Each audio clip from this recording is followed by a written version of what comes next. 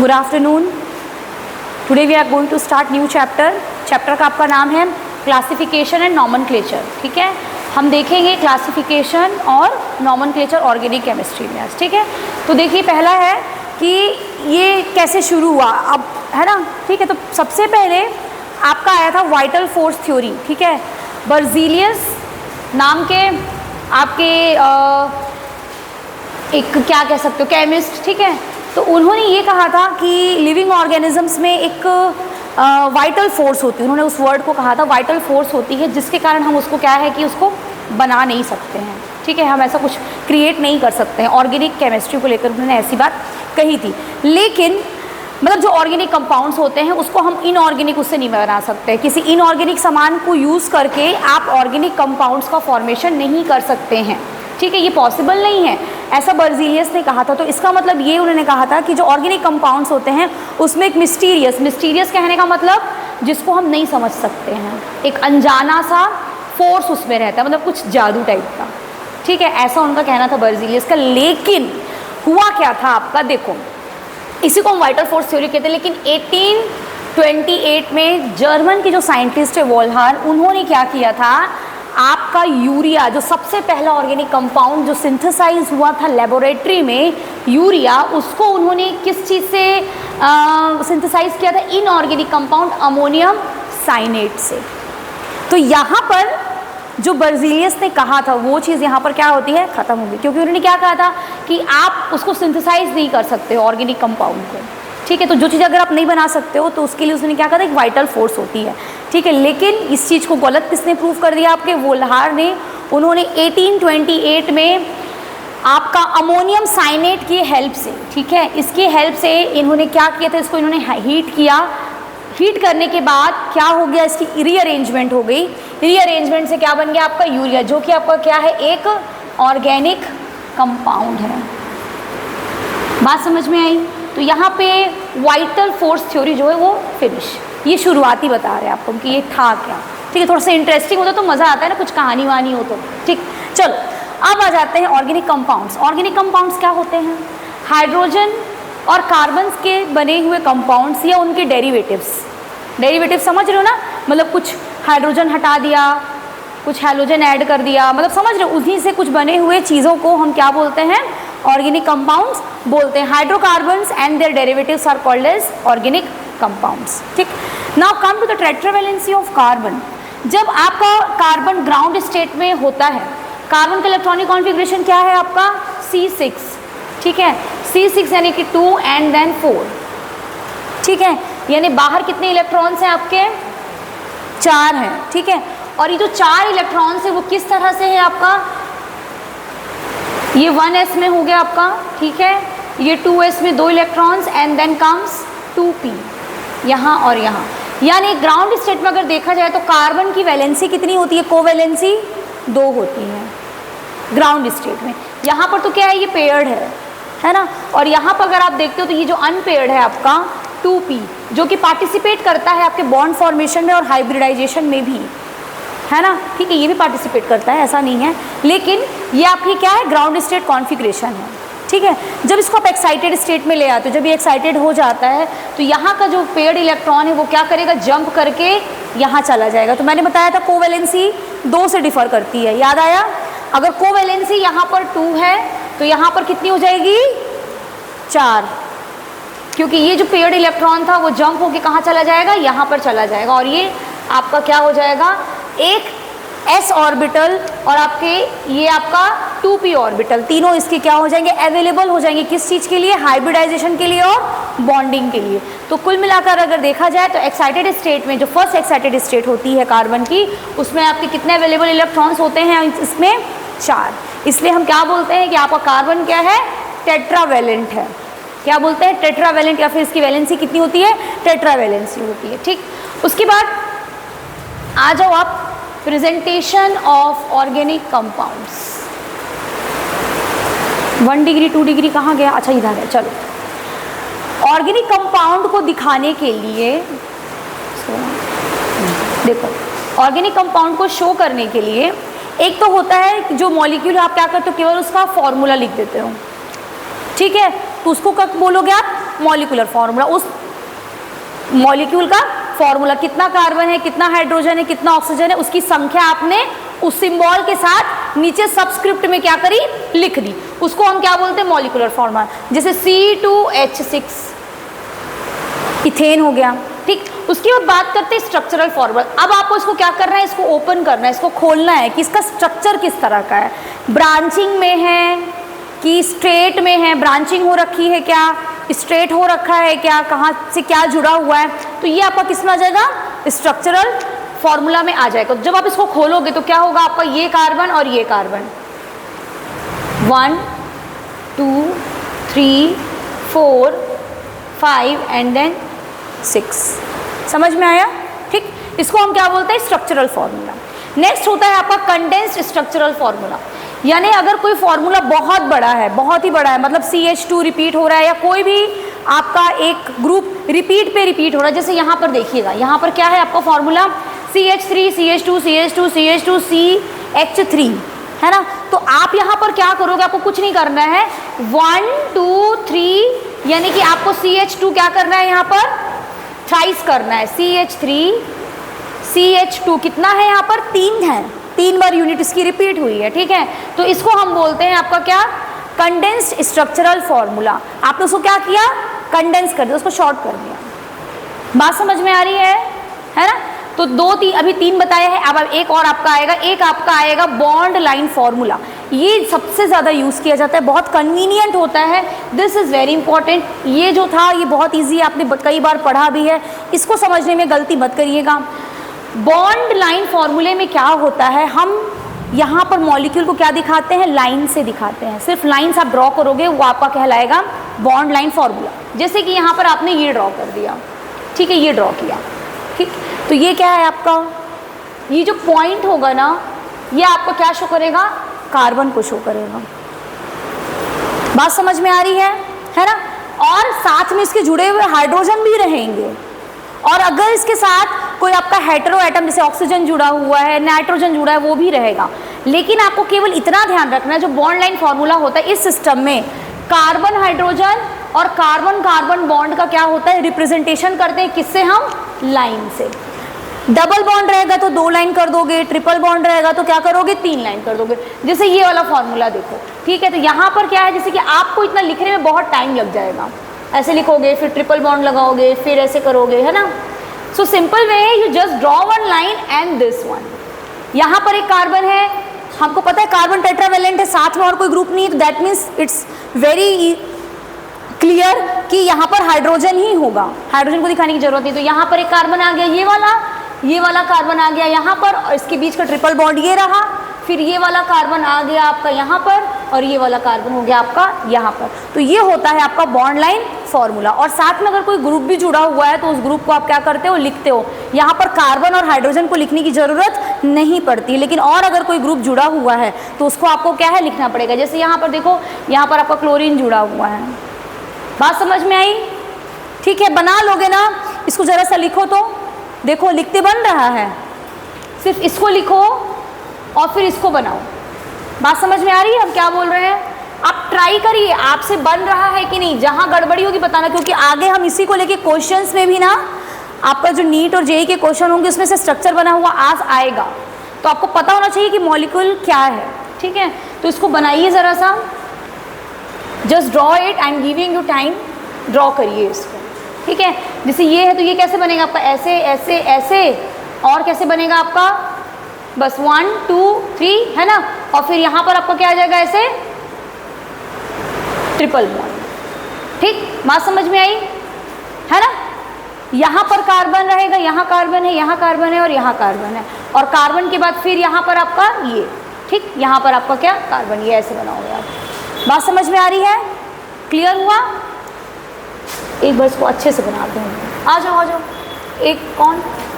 हाँ,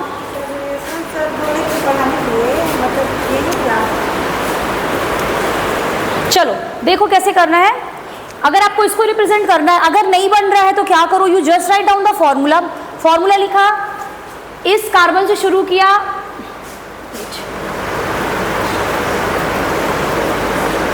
okay, look here, यहाँ से शुरू किया, ऐसे गया, ऐसे गया, ठीक है। उसके बाद आप यहाँ कार्बन पे पहुँचे, फिर यहाँ पर भी देखो क्या है, इस कार्बन और इस कार्बन के बीच में क्या है आपका triple bond. So you do one thing, 1 2 and then 3, बस इतना करना है आपको। बन गया, ठीक है ना, समझ में आ गया, कोई डाउट तो नहीं है ना। तो इस तरह से आपका क्या रहता है, ये बॉन्ड लाइन फॉर्मूला होगा। उसके बाद देखो नेक्स्ट क्या है आपका, हाइब्रिडाइजेशन में आ जाओ। हाइब्रिडाइजेशन पहले पढ़ा चुके हैं आपको। जब अगर ऐसा स्ट्रक्चर दिखता है जहां पर कार्बन के चारों तरफ आपकी बॉन्डिंग हो रखी है, सिंगल सिंगल बॉन्ड हो रखे हैं, तो उस केस में क्या होता है, आपको चारों के चारों बॉन्ड्स क्या होंगे, आपके सिग्मा बॉन्ड्स होंगे। जैसे अगर हम CH4 की बात करते हैं, है ना, किसकी बात कर रहे हैं, फॉर एग्जाम्पल CH4 की बात करें, कार्बन, यहाँ हाइड्रोजन, ये भी हाइड्रोजन है, ये this is also hydrogen and this is also hydrogen, and all these 1 2 and 3 and 4 all these bonds are sigma bonds, ठीक है। तो अगर ऐसा कुछ देखने को मिलता है then it's definitely going to be sigma bonds, no pi bonds, कोई भी पाई बॉन्ड नहीं होगा, ओके। और हाइब्रिडाइजेशन की बात करते हो तो विच काइंड ऑफ हाइब्रिडाइजेशन, सभी sigma bonds, it's going to be sp3, ठीक। उसके बाद बॉन्ड एंगल पता है आपको 109 degree and 28 dash, shape is going to be your tetrahedral, right, ये सब तो पता ही है, पढ़ा चुके हैं। जूम कर दूं, अच्छा, ठीक है।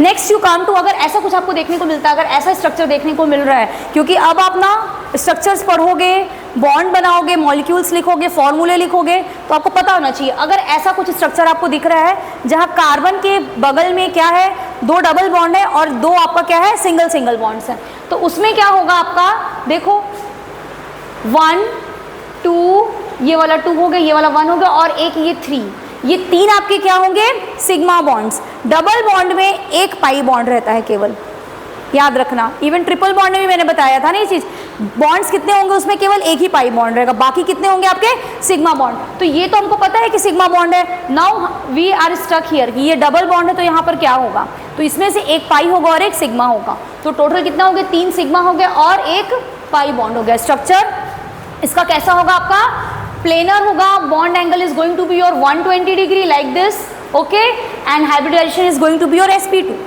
नेक्स्ट आ जाओ आपका ये वाला, है ना, जब ऐसा स्ट्रक्चर आपका रहेगा, ट्रिपल बॉन्ड है यहाँ पर, ठीक है, तो उसमें से आपका क्या रहेगा, 2 सिग्मा रहेगा और 2 पाई रहेगा, ठीक है, 2 सिग्मा और 2 पाई रहेगा। और कैसा ये रहेगा आपका, hybridization is going to be your sp3 sp, bond angle is your 180, और इसका शेप कैसा होगा आपका, स्ट्रेट लीनियर, ठीक। नेक्स्ट आ जाओ, जब ऐसा आपका रहेगा, कार्बन डबल बॉन्ड इधर भी और डबल बॉन्ड इधर भी, तो 1 and 1 this is going to be your sigma, 2 sigma, और ये आपका क्या हो जाएगा, 2 पाई बॉन्ड, तो 2 सिग्मा और 2 पाई बॉन्ड, sp, ठीक है, लीनियर, ठीक। आई बात समझ में, याद रहेगा ना, डाउट तो नहीं है। Now come to the type of carbon and hydrogen. 1 degree carbon, 1 degree hydrogen, 1 degree 2 degree 3 degree और 4 डिग्री, 4 डिग्री पढ़ोगे, ठीक है। और ये जो डिग्री होती है इसको आप एसोसिएट कर सकते हो कि कार्बन कितने कार्बन से जुड़ा हुआ है, ठीक है। जैसे कि एग्जांपल के लिए आप देखो 1 डिग्री या फिर प्राइमरी कार्बन, तो इसमें क्या होता है, जो कार्बन होगा या तो किसी और कार्बन से नहीं जुड़ा होगा, क्या हो सकता है, कार्बन किसी कार्बन से ना जुड़ा हो, या फिर अगर जुड़ा हो तो केवल एक कार्बन से जुड़ा होगा। ये इसको मैं R लिख देती हूँ, एल्किल ग्रुप, चलो, it's going to be H here, it's going to be H here, ठीक है। ये क्या कहलाएगा आपका 1 डिग्री, और इस कार्बन के साथ जो हाइड्रोजन होगा उसको आप क्या बोलोगे, 1 डिग्री हाइड्रोजन। समझ में आया, ठीक। उसी तरह से जब आप 2 डिग्री और सेकेंडरी कार्बन की बात करते हो या 2 डिग्री हाइड्रोजन की बात करते हो, तो इसमें कार्बन क्या रहेगा आपका, 2 तरफ से कार्बन से क्या होगा, जुड़ा हुआ होगा। बात समझ में आ रही है। 2 डिग्री का मतलब क्या हुआ कि जो कार्बन है वो आपका क्या, 2 कार्बन एटम से क्या होगा, जुड़ा हुआ होगा, डायरेक्टली जुड़ा हुआ होगा। इसको आप R भी लिख सकते हैं, कोई दिक्कत नहीं है, ठीक है। और यहाँ पर आपका क्या हो गया, ये H2। इस तरह का जो हाइड्रोजन रहेगा उसको आप क्या करोगे, 2 डिग्री। उसी तरह से 3 डिग्री में आ जाओ। 3 डिग्री में क्या होगा, यहाँ देखो 3 डिग्री में कार्बन तीनों तरफ से क्या होगा आपका, कार्बन से जुड़ा होगा, this is your 3 degree, okay. Now what is 4 degree? चारों तरफ से। बात समझ में आ रही है? अभी समझा रही हूँ, आपको स्ट्रक्चर बनवाऊंगी मैं भी आपसे। 1 2 3 एंड देन 4, सभी तरफ किससे जुड़ा है? आपका कार्बन से ये जुड़ा हुआ है। This is your 4 degree. बात समझ में आई? 1 डिग्री में क्या होगा? या तो वो किसी और कार्बन से नहीं जुड़ा होगा या फिर सिर्फ एक कार्बन से जुड़ा होगा, क्योंकि 1 डिग्री की बात हो रही है। और इसी तरह से अगर हाइड्रोजन है, that's going to be your 1 degree hydrogen. 2 degree में क्या होगा? दो तरफ से जुड़ा होगा, ठीक है, ऊपर नीचे हो सकता है, अगल बगल हो सकता है, या एडजेसेंट पोजीशन में भी हो सकता है। पोजीशनिंग कोई भी हो सकती है, केवल दो तरफ से कार्बन से वो जुड़ा होगा। 3 डिग्री में क्या होगा? 3 तरफ से जुड़ा होगा। और 4 डिग्री में क्या होगा? चारों तरफ से जुड़ा होगा। 5 हो सकता है क्या? क्यों? हाँ बताओ, 5 तरफ से कार्बन क्यों नहीं जुड़ सकता है? हाँ अभी बताया था ना, इसके पहले क्या पढ़ाया था? हाँ जोर से बोलो। टेट्रावेलेंट होता है, ठीक है, क्योंकि कार्बन क्या होता है आपका? टेट्रावेलेंट होता है, इसलिए 5 की कोई संभावना है ही नहीं। ठीक, समझ गया मैं आया? 1 degree, 2 degree, 3 degree and 4 degree, ठीक है। उसके बाद यहाँ पर आ जाओ फंक्शनल ग्रुप और उनके कॉमन नेम्स। अच्छा, कोई मुझे ये बता सकता है क्या कि नॉमेनक्लेचर पढ़ना जरूरी क्यों है? बता सकते हो क्या कि हम नॉमेनक्लेचर क्यों पढ़ेंगे? बोलो। अगर सबका नाम गोलू, मोनू, सोनू, रानू ये सब रहेगा तो सबका एक ही जैसा नाम नहीं रहेगा। घर में तो सब ऐसे ही बुलाते हैं ना, सबका एक स्पेसिफिक नाम रहता है। स्कूल में नाम के बाद आपका टाइटल रहता है, और अगर गलती से किसी दो बच्चे का नाम बिल्कुल सेम रहे तो फिर किसका यूज करते हैं? हाँ, सरनेम भी सेम है, यस, पेरेंट नेम, है ना। तो यहाँ भी वही चीज़ आपको याद रखनी है कि जब आप नॉमेनक्लेचर पढ़ते हो तो नाम जब आप कॉमनली यूज़ करते हो तो इस देश में कुछ और नाम होगा, उस कंट्री में कुछ और नाम होगा, है ना। तो इस तरह से आप आदान प्रदान नहीं कर सकते हो, मैसेज को एक्सचेंज नहीं कर सकते हो। बात समझ में आ रही है ना? ठीक है। लेकिन अगर कोई एक ही नाम रहेगा जो कि पूरे वर्ल्ड में उसको उसी नाम से जाना जाता है, जैसे इसको ब्लैक ही बोलेंगे, दिस इज ब्लैक, तो ब्लैक कलर पूरे वर्ल्ड में सब लोग जानेंगे कि ब्लैक कलर यही होता है, ठीक है। उसको कॉमनली आप कुछ और नाम बोल सकते हो, लेकिन ये सबको पता है this is called black colour. इसीलिए यहाँ पर भी जो हम कंपाउंड्स पढ़ते हैं उसका नॉमेनक्लेचर किया जाता है। अब जिस तरह से आपका नामकरण होता है ना, उसके लिए क्या तिथि वगैरह देखी जाती है, सब चीज़ें होती हैं ना, ठीक है। आपका फिर टाइटल डाला जाता है। तो यहाँ पर भी आपको क्या करना है, जब आप नॉमेनक्लेचर करोगे तो उसके कुछ नियम होते हैं। आप ऐसे ही कुछ भी नाम नहीं रख सकते हो। बात समझ में आ गई? और उस नियम को अगर आप फॉलो करते हो तो अगर आपने भी कोई कंपाउंड बनाया है, समझ लो कि आप रिसर्च कर रहे हो, आपने कोई कंपाउंड बनाया है, ठीक है, आपने उसका NMR किया, ठीक है, आपने उसको रन करके देखा, आपने देख लिया उसका स्ट्रक्चर कैसा है। बात समझ में? आपने देख लिया वहाँ पर 4 कार्बन है, ठीक, 4 कार्बन है, एक ऑक्सीजन है, ठीक है, हाइड्रोजन भी जुड़ा हुआ है। तो अगर आप इस रूल को फॉलो करते हो तो नामकरण आपके लिए क्या हो जाएगा? ईजी हो जाएगा, क्योंकि उसके लिए नियम बना हुआ है। बात समझ में आ रही है? लेकिन अगर कोई नियम ही नहीं बना है, अगर आप 4 कार्बन को भी ट्राई बोल रहे हो, उसको भी ब्यूट बोल रहे हो, पेंट बोल रहे हो, तो कोई समझ में आ रहा है ना, कंफ्यूजन हो जाएगा एक, है ना। तो इसीलिए आपका क्या है, हम लोग नॉमेनक्लेचर पढ़ते हैं। इसलिए यहाँ पर अभी आपको मैंने स्टार्टिंग बताया है 1 डिग्री, 2 डिग्री, 3 डिग्री क्या है, ठीक है। अगर आप कोई कंपाउंड बनाते हो तो देखोगे ना कि कार्बन के साथ कितनी उसकी बॉन्डिंग हो रखी, कितने तरफ से जुड़ रखा है, तो आप बताओगे ना कि 1 डिग्री वाला है, ये 2 डिग्री वाला है, ठीक है। आ रही बात समझ में? ठीक। तो अब यहाँ पर आप आ जाइए फंक्शनल ग्रुप में। फंक्शनल ग्रुप, यहाँ पर किस तरह के ग्रुप जुड़े रहेंगे और उनका नाम क्या रहेगा, इसीलिए हम यहाँ पर नाम की बात कर रहे थे आपसे। बात समझ में आ गया? अगर कोई हैलोजन ग्रुप जुड़ा हुआ है एल्केन के साथ, है ना, तो आप उसको क्या बोलोगे? Alkyl halide. क्या बोलोगे? Alkyl halide. हैलोजन वर्ड से ही वो आया है, हैलाइड, ठीक है। वो क्लोरो हो सकता है, वो क्लोरीन, ब्रोमीन, आयोडीन, कुछ भी हो सकता है, ये कॉमन नेम है। बात समझ में आया? हैलोजन्स, है ना। तो हैलोजन से क्या वर्ड डिराइव हुआ है? आपका हैलाइड, और वो आपका एल्केन के साथ जुड़ा हुआ है। और एल्केन से जब आप एक हाइड्रोजन को हटा देते हो, जैसे ये यहाँ पर आप लेके चलो मीथेन है, CH4 है, इसमें से आपने क्या किया, एक हाइड्रोजन हटा दिया, CH3 का क्या बन गया? रेडिकल बन गया। अभी हम रेडिकल भी आपको बताएंगे। तो ये क्या कहलाएगा? आपका मिथाइल। मीथेन से बना हुआ क्या कहलाएगा? मिथाइल। तो वही नाम यहाँ पर यूज़ किया गया है एल्काइल, क्योंकि ये क्या है आपका एल्केन है ना, मीथेन क्या है आपका एल्केन है। अभी उसका क्लासिफिकेशन भी पढ़ाएंगे कि हम कैसे हाइड्रोकार्बन को क्लासीफाई करेंगे, ठीक है। तो ये क्या नाम होगा आपका, इसको लिख लीजिए, साथ में इसको लिखते भी जाइए, मैं इसको रब कर दे रही हूँ ताकि आपको दिख सके।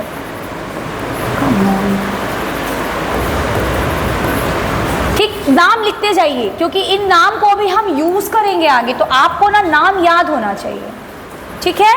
चलिए पहला वाला नाम लिख लो, जस्ट मेक दिस बॉक्स, इसको बना लीजिए, सीरियल नंबर डालो, फंक्शनल ग्रुप डालो, कॉमन नेम डालो। कॉमन नेम भी जानना जरूरी है, कभी कभी एग्जाम में कॉमन नेम भी पूछ लेते हैं, है ना, ठीक है। IUPAC पता होना चाहिए, कॉमन नेम भी होना पता होना चाहिए। चलो, तो अगर ऐसा कुछ जुड़ा हुआ है RX दैट इट्स गोइंग, उसका नाम क्या होगा आपका एल्किल हैलाइड। वही अगर OH ग्रुप जुड़ा हुआ है तो क्या होगा आपका एल्किल अल्कोहल, क्योंकि OH is your alcoholic group, है ना, तो एल्किल अल्कोहल। NH2 जुड़ा हुआ है तो एल्किल एमाइन, CN जुड़ा है तो एल्किल साइनाइड, है ना। NC यानी कि इसी का आपका क्या हुआ, ये आपका कैसा होता है, एम्बिडेंट होता है ना, ठीक है। तो अगर नाइट्रोजन से इसकी बॉन्डिंग हो गई तो क्या हो जाएगा आपका आइसोसाइनाइड। अगर कार्बन से बॉन्डिंग है तो साइनाइड, अगर नाइट्रोजन से बॉन्डिंग हो गई तो आइसोसाइनाइड। अब यहाँ देखो दो एल्किल ग्रुप है तो क्या नाम रहेगा, dialkyl ether. Dialkyl ether, देखो कॉमन नेम का ना कोई नियम नहीं होता है, ठीक है। जैसे आपका घर का नाम पिंकी होगा, इनका डिंकी होगा, कुछ कुछ नाम होगा, उसका कोई एक क्राइटेरिया नहीं होता है। माता पिता ने प्रेम से जो नाम रख दिया घर का वो, लेकिन जब आपका ओरिजिनल नेम रखा जाता है तो उसका एक क्राइटेरिया होता है, उसके पीछे आपके फादर का टाइटल लगता है ना। तो ये जो कॉमन नेम्स, इसका कोई क्राइटेरिया नहीं होगा, ठीक है। हम जब नॉमेनक्लेचर पढ़ेंगे आपका, किसका पढ़ेंगे, ऐसे कंपाउंड्स का पढ़ेंगे जो कि पूरे जगह पर एक ही नाम से जाने जाते हैं, इनका भी नाम हम पढ़ेंगे, ठीक है। चलो नेक्स्ट क्या है आपका डाई एल्किल एमाइन, फिर यहाँ पर क्या है 3 है ना, तो ट्राई एल्किल एमाइन, ठीक। उसके बाद देखो यहाँ पे 2 एल्किल ग्रुप और कीटोन ग्रुप है तो क्या नाम रहेगा, डाई एल्किल कीटोन। ये कॉमन नेम्स को याद रखिए थोड़ा, ठीक है, लिख लिया।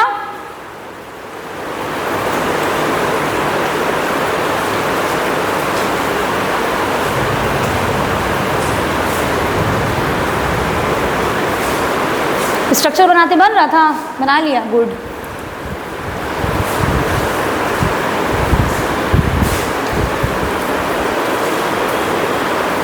हो गया, आगे बढ़े।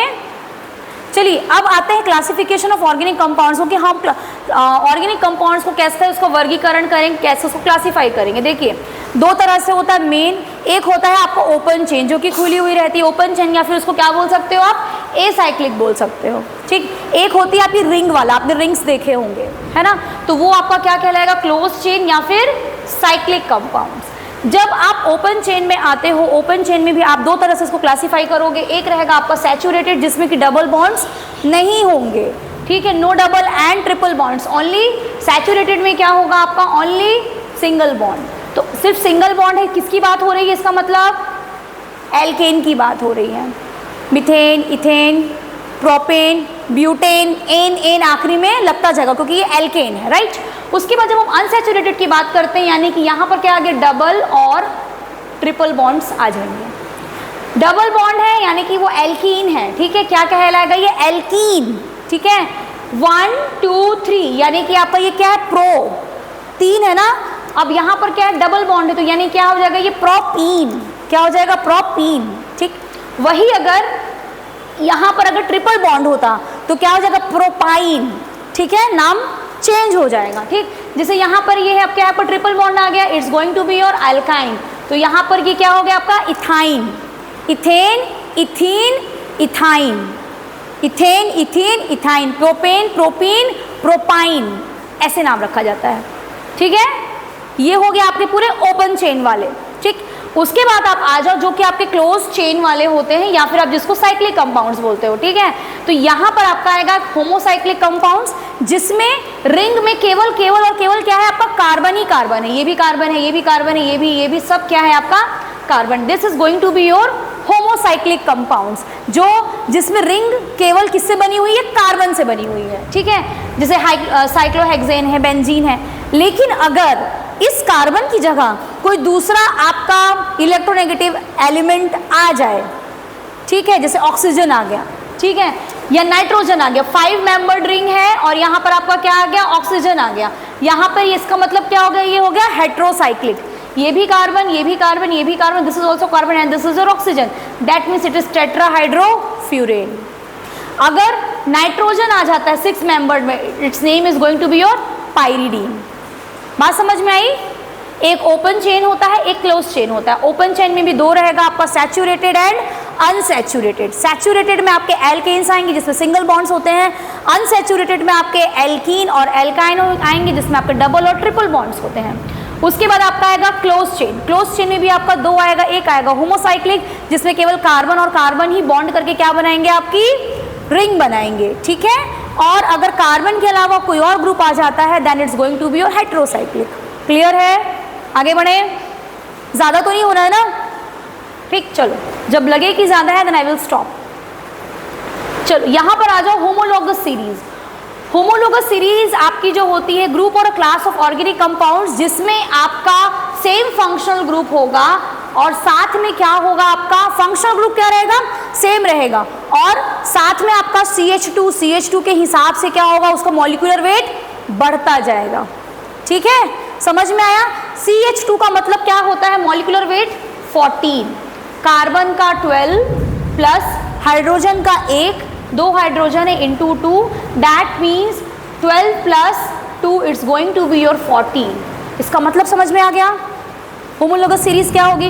होमोलोगस सीरीज में आपके कंपाउंड्स, ऐसे ऑर्गेनिक कंपाउंड्स का क्लास जिसमें आपका फंक्शनल ग्रुप सेम होता है with increasing molecular weight. Molecular weight लेकिन क्या होगा, आपका बढ़ता जाएगा, ठीक है। उसके बाद एक चीज़ ये होती है, इसके जो मेंबर्स होंगे उसको हम क्या बोलेंगे, आपके होमोलॉग बोलेंगे। क्या बोलेंगे? होमोलॉग।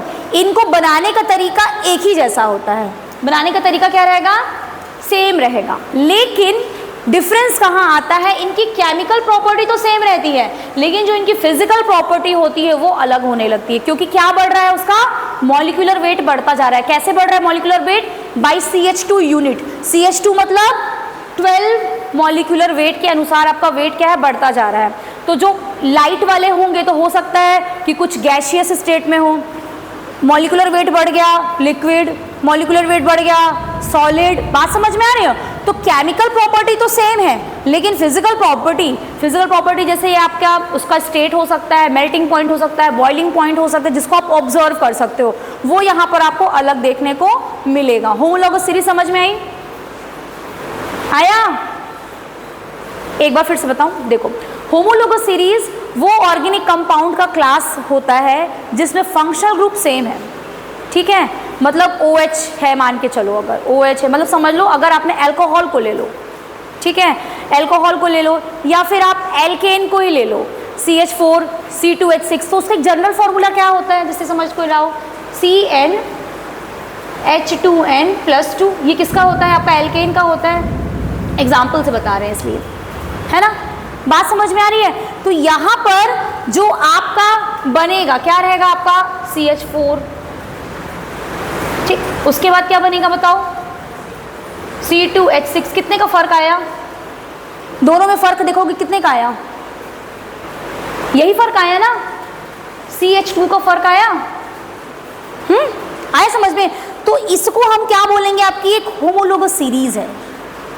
बात समझ में आ रही है ना। इसके साथ कोई फंक्शनल ग्रुप भी जुड़ सकता है, OH हो सकता है, इसका फंक्शनल ग्रुप आपको कुछ नहीं है, सिर्फ आपका सिर्फ हाइड्रोजन और सिंगल बॉन्ड, यही इसका फंक्शनल ग्रुप मान के चलो, ठीक है। बात समझ में आ रही है ना। तो इस तरह से जब आप देखोगे तो देखो मीथेन और आपका इथेन दोनों है तो एल्केन, इसी तरह से प्रोपेन होगा, ब्यूटेन होगा, हेक्सेन होगा, हेप्टेन होगा, ऑक्टेन होगा, है ना, इस तरह से बहुत सारे होंगे, ठीक। तो आपका इसकी केमिकल प्रॉपर्टी तो सेम है कि ये अल्कोहल है, this is alcohol, this is it's chemical property, but इसकी फिजिकल प्रॉपर्टी चेंज हो जाएगी। हो सकता है इसमें से कोई लिक्विड स्टेट में हो, कोई सॉलिड स्टेट में हो, कोई गैसियस स्टेट में हो। समझ में आया? तो इसको हम क्या बोलेंगे आपको, this is your homologue, this is your homologue, ठीक है। इनको बनाने का तरीका भी एक जैसा होता है। पहले मैंने जो क्लास में आपको बताया था ना, क्या बताया था, क्या बनाया था हमने, हेलो एल्केन्स बनाए थे। हेलो एल्केन्स बना रहे थे तो हेलो एल्केन्स का बनाने का तरीका सब एक ही जैसा था, याद है? वहां पर किसका R ग्रुप सेम था, याद आया, X था, है ना, याद आ रहा है? तो बनाने का तरीका सेम रहता है। तो यहाँ पर केवल चेंज आपको क्या करना है, इसको करना है, C2H5, ठीक है, बात समझ में आ रही है, CH3, है ना, यही केवल चेंज होगा, है ना।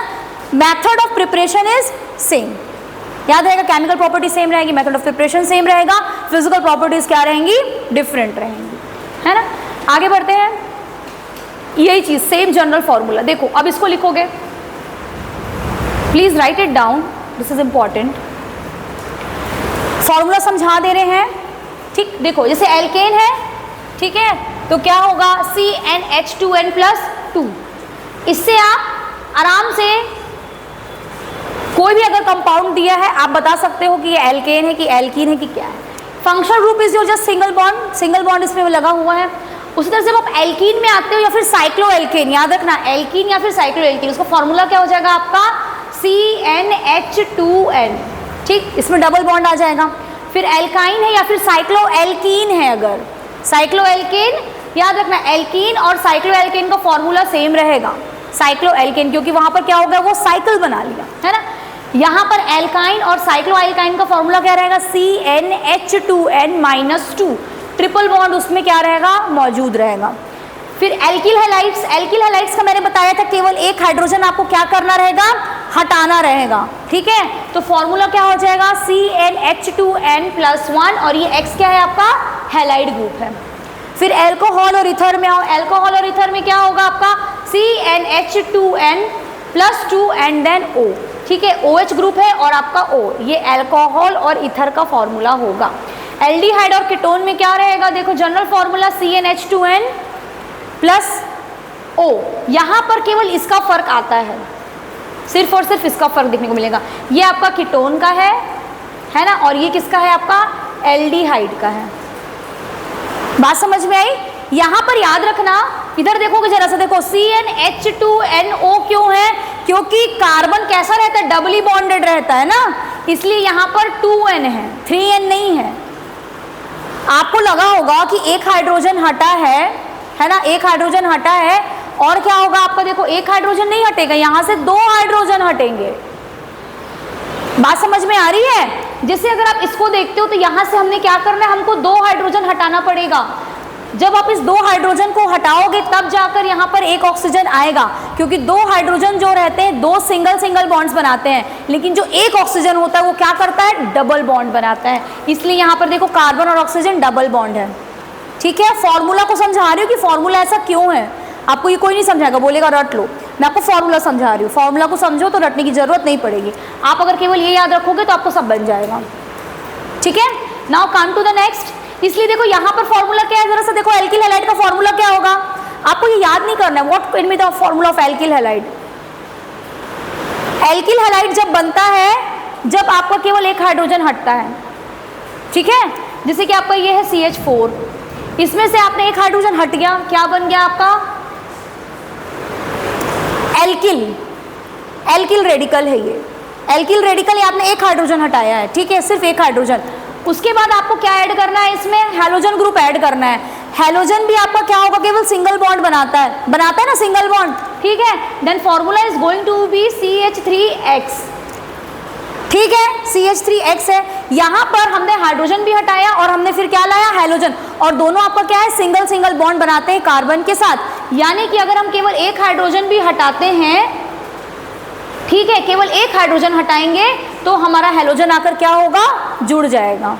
इसलिए हमने यहाँ पर क्या किया है, केवल एक ही हाइड्रोजन को हटाया है। लेकिन ये कंडीशन आपके कीटोन और एल्डिहाइड के साथ नहीं होती है, क्योंकि ऑक्सीजन आपका कैसा रहता है, डबल बॉन्ड फॉर्म करता है, इसलिए आपको यहाँ से 2 हाइड्रोजन हटाने पड़ेंगे। इसलिए इसका फॉर्मूला क्या है, CnH2nO। फॉर्मूले में फर्क देख रहे हो, यहाँ पर देखो और यहाँ पर देखो, फॉर्मूले में फर्क है ना। क्वेश्चन में पूछ सकता है जनरल फॉर्मूला क्या है, मैं इसलिए आपको फॉर्मूला समझा रही हूँ, बात समझ रहे हो, रट्टे को नहीं बोलूँ, समझा रही हूँ इसीलिए।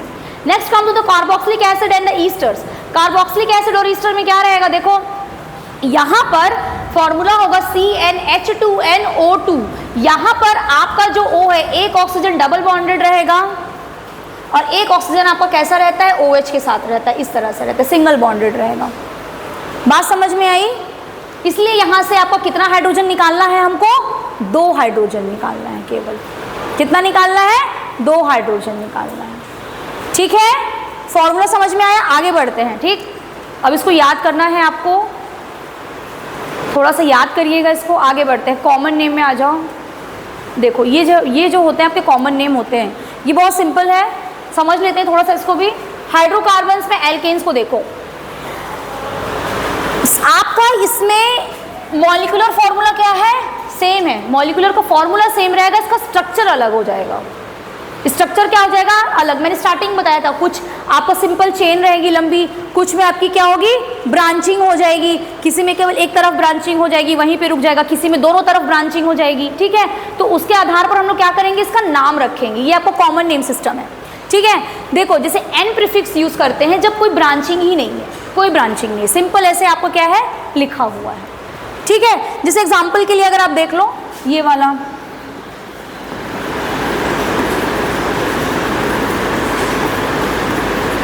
ठीक है, ये सिंपल ऐसे लिखा हुआ है, ऐसे, इसमें कोई ब्रांचिंग वगैरह नहीं हो रखी है, तो इसका नाम क्या रहेगा? आपका एन प्रीफिक्स यूज करोगे इसके आगे आप। ठीक है, इसको अगर मैं खोल देती हूँ, कौन सा फॉर्मूला बना दूंगी? इसका स्ट्रक्चरल फॉर्मूला अगर मैं बना देती हूँ, स्ट्रक्चरल फॉर्मूला कैसे बनाओगे इसका?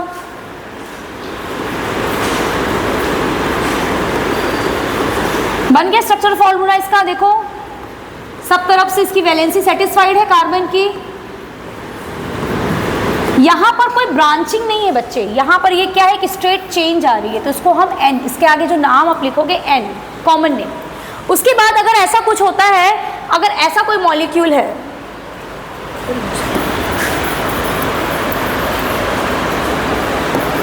ऐसा कोई मॉलिक्यूल जिसमें आपके केवल एक तरफ नीचे से क्या है? एक ब्रांच जा रहा है। ठीक है, यहां पर देखो,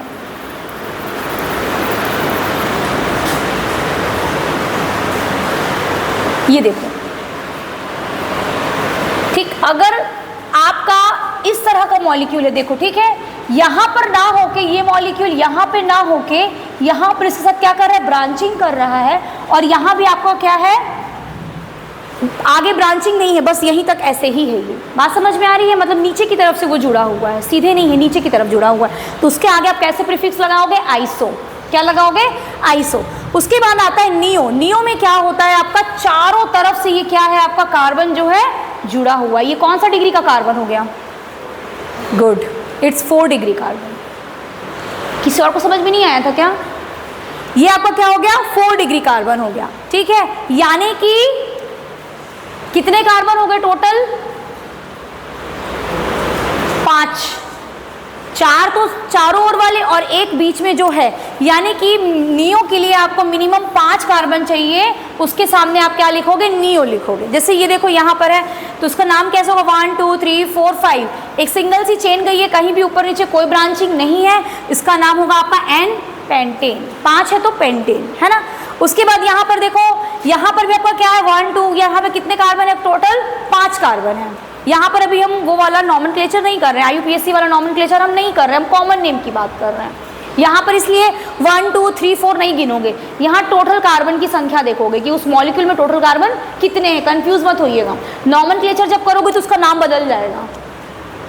ठीक है, अभी हम कॉमन नेम्स पढ़ रहे हैं। ठीक, तो यहाँ पर टोटल कार्बन कितने हैं आपके? 5, और यहाँ पर केवल एक नीचे की तरफ क्या है? आपकी ब्रांचिंग हो रखी है, तो क्या प्रीफिक्स यूज करोगे? Iso, isopentane. यहाँ पर क्या है? चारों तरफ हो रखी ब्रांचिंग, नाम क्या होगा आपका इसका? नियोपेंटेन। समझ रहे हो ना? समझ रहे हो ना? ठीक, अब आ जाइए एल्कीन्स में।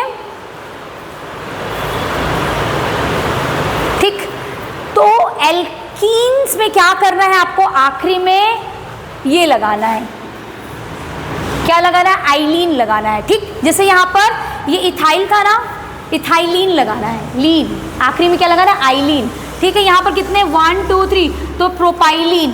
ठीक, क्या हो गया इसका नाम? प्रोपाइलीन। अब यहाँ पर जो अल्फा की बात आती है और यहाँ पर जो बीटा की बात आती है, तो यहाँ पर कैसे होगा? ये आपका अल्फा, बीटा, गामा, डेल्टा, ऐसे नाम जाता रहता है। ठीक है, तो अल्फा पोजीशन पे क्या है? आपकी डबल बॉन्ड है। कौन सा पोजीशन पे डबल बॉन्ड है? अल्फा पोजीशन पे, अल्फा कार्बन पे, इसलिए इसका नाम क्या रहेगा? अल्फा ब्यूटाइलीन। यहाँ पर डबल बॉन्ड कहाँ पर है? बीटा पोजीशन पे है, तो उसका नाम क्या रहेगा, बीटा ब्यूटाइलिन। ठीक है, ये कॉमन नेम्स है। ठीक, फिर अल्काइंस में क्या लिखोगे, एसिटाइलिन। ठीक है, नेक्स्ट आ जाओ, हाइड्रोकार्बन डेरिवेटिव्स। जब डेरिवेटिव्स होंगे तो क्या नाम रखोगे, दो सिस्टम होता है इसका, एक होता है रेडिकल डिपेंडेंट, दूसरा होता है रेडिकल इंडिपेंडेंट। रेडिकल इंडिपेंडेंट का मतलब क्या होता है, कार्बन कंटेनिंग फंक्शनल ग्रुप्स, जिसमें आपका कार्बन भी रहेगा फंक्शनल ग्रुप में। ठीक है, अभी फंक्शनल ग्रुप आपको मैंने पढ़ाया था, जैसे हेलोजन था X, उसमें कार्बन है क्या, नहीं है। ठीक है, OH फंक्शनल ग्रुप है, अल्कोहल है, उसमें कार्बन है क्या, नहीं है।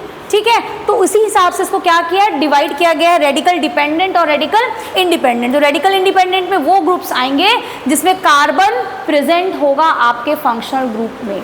ठीक है, जैसे यहाँ पर अब देखो, रेडिकल बनाओगे कैसे, रेडिकल बनाने के लिए आपको कुछ नहीं करना है, एल्केन में से एक हाइड्रोजन को निकाल देना है, तो उससे आपका क्या बन जाएगा, रेडिकल बन जाएगा। जैसे एल्केन से क्या बनेगा, एल्काइल बनेगा, एक हाइड्रोजन हट गया, मीथेन से क्या बनेगा, मिथाइल बनेगा, है ना, इथेन से क्या बनेगा, इथाइल बनेगा। इस तरह से रेडिकल्स बनते हैं। ठीक, यहाँ पर देखो, यहाँ पर क्या है, आपकी एक लंबी सी चेन गई है, एन है, एन आएगा, फिर एन प्रोपाइल आएगा, यहाँ पर क्या है, ब्रांचिंग हो गई है, देखो इस तरह से। ठीक है, तो क्या हो जाएगा आपका, आइसोप्रोपाइल आएगा, नाम अभी पढ़ाया था ना, एन आइसो नियो, वही चीज़ है यहाँ पर। उसके बाद जैसे अनसैचुरेटेड आपका रेडिकल है, ऐसा रेडिकल है जहाँ बस डबल बॉन्ड है, और यहाँ ऐसा है, तो ये this is going to be your vinyl, यहाँ से जुड़ा हुआ है। ठीक, अगर ऐसे कार्बन से जुड़ा हुआ है जिसके बाद वाला कार्बन डबल बॉन्ड है, then it's going to be allyl. पढ़ाया था ना, एनिलिक विनिलिक पढ़ाया है ना। जब डबल बॉन्डेड कार्बन से आपका जुड़ा हुआ है, डायरेक्टली डबल बॉन्डेड वाले कार्बन से हाइड्रोजन निकला है, then it's going to be your vinyl. और अगर हाइड्रोजन उस कार्बन से निकला है, हाइड्रोजन उस कार्बन से निकला है जिसके बाद वाला कार्बन क्या है, डबल बॉन्डेड है, then it's going to be allyl. ठीक है, पढ़ा चुके हैं, एलाइल विनाइल पढ़ाए हैं ना, एलिक पोजीशन विनिलिक पोजीशन। ठीक, उसके बाद दूसरे रेडिकल्स का नाम देखिए, देखिए ये भी क्या है आपका, ये इथाइल है, लेकिन यहाँ पर क्या है, एक ही कार्बन से आपकी दो जगह ब्रांचिंग हो रखी है, इसका नाम क्या लिखोगे, इथिलीडीन। ठीक, और अगर यही ब्रांचिंग एक इस कार्बन से हो जाए और इस कार्बन से हो जाए, तो इसका नाम क्या हो जाएगा आपका, इथिलीन। ठीक है, नाम समझ में आ रहा है। ठीक, उसी तरह से आपका मिथिलीडीन है या फिर मिथिलीन बोल सकते हैं, और ये आपका क्या है, फेनिल है। ठीक, नाम समझ में आ रहा है। उसके बाद ये आपका क्या है, टोलुइन। जब पूरे आपके तीनों हाइड्रोजन हैं आपका कार्बन के साथ, it's going to be your toluene. इसमें से अगर एक हाइड्रोजन निकाल देते हो तो यहाँ पर क्या आ जाएगा, CH2 हो जाएगा, it's going to be called your benzyl. एक और हाइड्रोजन निकाल दिया, CH हो गया। ठीक है, बेंजाल, पूरे हाइड्रोजन निकाल दिए, क्या हो गया आपका, बेंजो। समझ में आ रहा है, नाम याद रखिएगा, ये ऑर्गेनिक जो है ना नाम का खेल है। मैं समझा जरूर दे रही हूँ, but you have to memorise also, थोड़ी सी चीज़ों को याद भी रखना पड़ेगा। एक हाइड्रोजन निकला, ठीक है, तो आपका क्या होगा, एक बॉन्ड रहेगा, यहाँ पर बॉन्डिंग होगी किसी और चीज़ की, बेंजाइल। दो हाइड्रोजन निकले तो दो यहाँ पर आ जाएगा, ऐसे that is going to be your benzal. तीन हाइड्रोजन निकलेंगे तो तीनों तरफ से कुछ और आकर जुड़ेगा, that is going to be your benzo. ठीक है, लिख लो, लिख लो, इसको थोड़ा सा टाइम दे रहे, लिख लीजिए, फिर आगे बढ़ेंगे। I won't fast, hard and fast नहीं करेंगे। नॉमेनक्लेचर वैसे भी मैं कल ही शुरू करूँगी, पूरी नियम कानून आपको कल ही पढ़ाएंगे। इसका समझ में तो आ रहा है ना, क्यों जी, आ रहा है ना।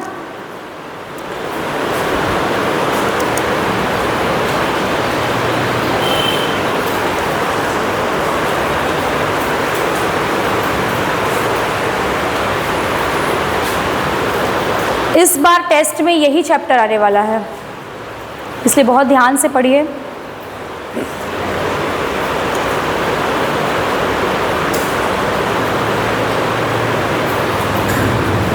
लिख लिए,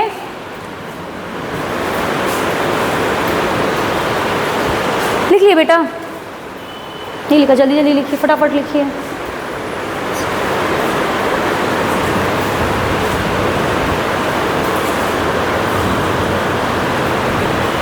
क्या हो सकता है ना, जैसे कि आपको केवल ये मे बी सिर्फ ये रेडिकल दे दिया, ठीक है, अब ऑप्शन में ये भी आ गया, ये भी आ गया, विनाइल भी दे दिया, एलाइल भी दे दिया, तो आपको पता होना चाहिए सही ऑप्शन क्या है ना।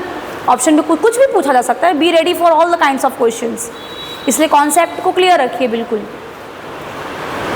इसको रब कर दूं क्या, लिख रहे हो तो?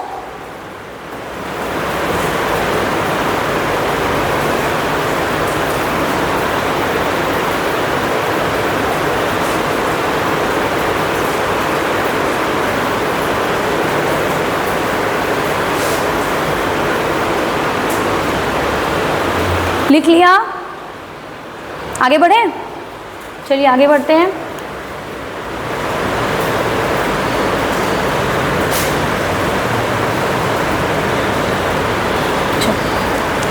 Let's move to the next slide. System a radical dependent, जो रेडिकल पे निर्भर करेगा, इसमें नॉन कार्बन रहते हैं, लेकिन केवल और केवल आपको कीटोन को छोड़कर, ठीक है। कीटोन में क्या रहेगा आपका, कार्बन रहेगा, C डबल बॉन्ड O, ठीक है। देखो यहाँ पर वही जो हम आपको बता रहे थे, फंक्शनल ग्रुप क्या है आपका, X, that's your what, halide. Suffix क्या यूज करोगे आप, हैलाइड। सफिक्स की बात कर रहे हैं अभी। सफिक्स क्या होता है, जो बाद में लगाते हैं। प्रीफिक्स क्या होता है, जो हम पहले लगाते हैं। तो अगर फंक्शनल ग्रुप आपका ऐसा है, सफिक्स लिखते भी जाओ साथ में ना, suffix you are going to use as halide. OH है तो अल्कोहल, ठीक है। अगर ऐसा कुछ है, नाइट्रोजन के साथ 2 हाइड्रोजन है, या सिंगल हाइड्रोजन है, या एक ही कोई भी हाइड्रोजन नहीं है, ठीक है, you are going to use amine, ठीक है। You are going to use what, amine. NH2 होगा या फिर NH हो सकता है ना, ठीक। और क्या हो सकता है आपका, N हो सकता है। You are going to use the suffix amine. अगर केवल ऑक्सीजन है, सिर्फ ऑक्सीजन है, you are going to use the word ether, ठीक।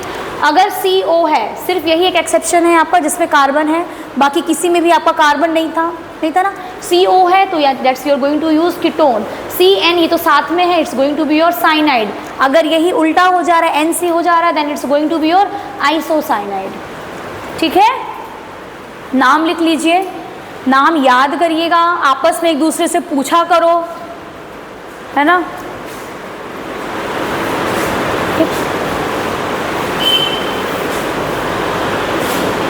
आगे बढ़े, चलिए नेक्स्ट आइए। रेडिकल, उसके बाद फिर सफिक्स उसका, है ना। जैसे ये देखो नाम, है ना। रेडिकल कौन सा है ये, दिस इज योर इथाइल, है ना। क्या है ये, इथाइल है, पढ़ाया था ना अभी, इथाइल। साथ में फंक्शनल ग्रुप क्या है, OH, तो नाम क्या हो जाएगा इसका, इथाइल अल्कोहल। नाम क्या हो गया, इथाइल रेडिकल, और फिर उसके बाद जो फंक्शनल ग्रुप उसका सफिक्स। ये फॉर्मूला, फॉर्मेट क्या होगा, रेडिकल रहेगा और फिर उसके बाद क्या रहेगा, सफिक्स। किसका सफिक्स, जो फंक्शनल ग्रुप उससे जुड़ा हुआ है ना। जैसे ये वाला है, this is your propyl, but it is N, क्योंकि इट्स अ सिंगल चेन, तो N प्रोपाइल क्लोराइड, है ना। हैलाइड का नाम लिखोगे, है ना। यहाँ पर क्या है, ये आपका इथिलीडीन है, इथिलीडीन डाइक्लोराइड, ठीक है। ये क्या है आपका, इथिलीन डाइक्लोराइड, समझ में आ रहा है। फिर यहाँ पर क्या रहेगा आपका, बेंजाइल, बेंजाइल अल्कोहल, बेंजाइल का ना ये वाला। फिर ये क्या हो गया आपका, हैलाइड ग्रुप, ऐसे कार्बन से जुड़ा है जो कि नेक्स्ट कार्बन आपका क्या है, डबली बॉन्डेड है। दोनों के दोनों क्या है, डबल बॉन्डेड वाले कार्बन से, इससे ये क्या है, जुड़ा है, तो उसका नाम क्या होगा आपका, विनाइल ब्रोमाइड। समझ में आया, ठीक है। नेक्स्ट आ जाओ, सिस्टम बी रेडिकल इंडिपेंडेंट, ठीक है। रेडिकल इंडिपेंडेंट, इसमें आपका क्या रहेगा, कार्बन मौजूद रहता है, carbon is present in a functional group, ठीक है। नाम लिखते जाओ जल्दी से जल्दी, सफिक्स भी लिखते जाओ। फंक्शनल ग्रुप अगर COH है, ठीक है, then it's going to be ic acid. COX है तो आइल हैलाइड, COOR है तो एल्काइल H, ठीक है। COOCO इक एनहाइड्राइड, इक एनहाइड्राइड, ये आपको यूज करना है अभी, इक एनहाइड्राइड। ऐसा है तो एमाइड, ठीक है। एंड दिस अगर ऐसा है, C double bond O and then H, then it's your aldehyde. Format इसका क्या रहेगा, prefix plus suffix, prefix plus suffix, ठीक है। लिख लिया इसको भी। अभी एग्जाम्पल्स करोगे तो क्लियर होगा, एग्जाम्पल्स भी ना लिख लिया करिए थोड़ा सा।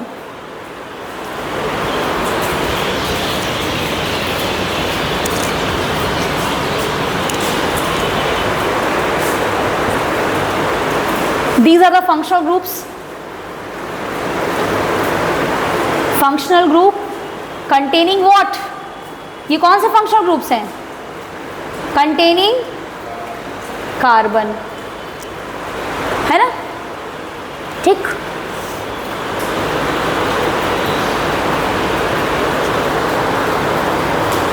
लिख लिए, आगे बढ़ते हैं।